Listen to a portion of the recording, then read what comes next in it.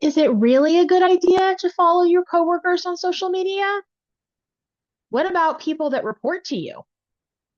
Let's break it down because there's some pros, there's some cons, and while I'm never going to tell you exactly what to do, I got some recommendations. Hey, I'm Lindsay. I'm your favorite HR consultant based here in the US. And today we're going to talk about social media, but we're going to talk about it in the context of you as a coworker or or I should say, you as a leader and how you use it yourself in relationship to your work. So there's two kind of sides to this, and we're going to talk about both sides. So first, let's talk about you as a coworker. So should you follow your coworkers on social media? Maybe. It really, when you're in the coworker situation, so you're following people who are at the same level in the organization as you are, it's not necessarily a bad thing. However, as is always true in all things, once you see it, you can't unsee it. And a lot of people at work are really good at being someone they're not. Whole different subject for a different video. But a lot of people at work are greater being at just being this magical person that has nothing to do with who they actually are. And let's be honest, right? We can sniff those people out. We know who they are. But there are some who are good at hiding certain elements of their life at work. Some people should hide certain elements of their life at work, if we're all being honest. But if someone that you think is kind of classy, and then you follow them on social media and you realize that they're kind of hood, does that change how you view them at work? Does it change your relationship with them at work? Does it change how work gets done when you know more about them than what you do today, courtesy of what you learn in their social media? That's really the question you have to ask yourself.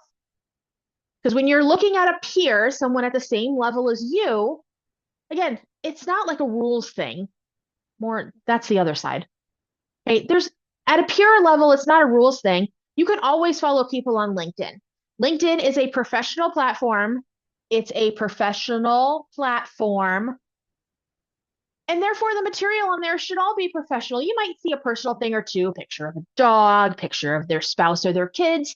It's cool. LinkedIn is for those kind of things, but it aims towards the business end. Following people on LinkedIn is always cool. But when we start getting into things like Instagram and Facebook and threads, holy cow, threads, like the world changes in those type of platforms. So you really just need to consider if I see something I can't unsee, what's the impact to the relationship? What's the impact to the business? Can I afford that impact or am I better off just not knowing? That's a decision for you and you only to make. Now let's go to the flip side. You're a manager. Should you follow the people who report to you? No. Outside of LinkedIn, LinkedIn is fine. You are welcome to follow them on LinkedIn if you feel that's appropriate and it doesn't violate any policies in your employee handbook. But outside of LinkedIn, nope, nope, and nope. Because for the same reason that we just talked about, you can't unsee things and it will impact your relationship with that person and it will impact how you manage them and it shouldn't. The way you manage, the way that you approach things should be based on what happens in the office. What happens inside the work structure, that is what it should be based on. If someone comes to you and says, hey, we found some white supremacy content on someone's thing, say, great, report that to HR and stay out of it. Okay, let us in HR handle those kinds of things. But you as a manager should not be following your direct reports on any of the personal type of platforms, especially not on threads, Facebook, Instagram, Twitter, X, whatever the heck it's called these days, Blue Sky. I don't care what it is. Outside of LinkedIn, you should not be following anyone who reports to you on social media because you can't unsee it and it will impact your relationship with them. It will impact the way you behave around them. Even if you tell yourself it's not going to, let's be honest, it will. So what about the third bubble? What about following people who are above you? Again, LinkedIn is fine. I actually recommend that you follow the people above you on LinkedIn. It's great to follow the people above you on LinkedIn. You'll learn a lot of things.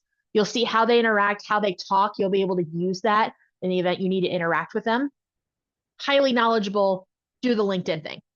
But what about the other platforms? You're probably noticing a trend. I'm going to say the same thing here. You can't unsee things. If you saw something, would it impact how you behave at work? Would it impact your relationship with that person? As a general rule, look, I like social media as much as everybody else, but there's my life and there's my work life. And notice how far apart my hands are. That's on purpose. I highly recommend that you do the same.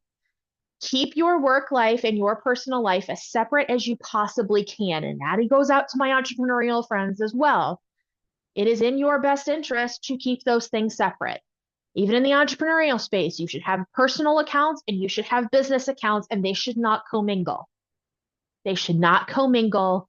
They should not commingle. Keep the life separate. It's going to be easier for you in the long run. It's going to be easier on your relationships, things that you don't know, because you can't unsee what you saw. And if you're sick of me saying that, I'm saying it that many times on purpose. All right? Got a question?